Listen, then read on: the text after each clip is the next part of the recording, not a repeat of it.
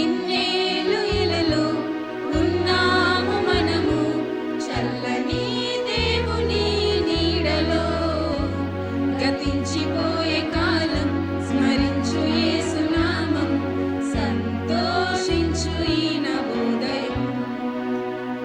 మారు మనసు మనిషికి మార్గం, పశ్చాత్తాపము మనసుకు మోక్షం.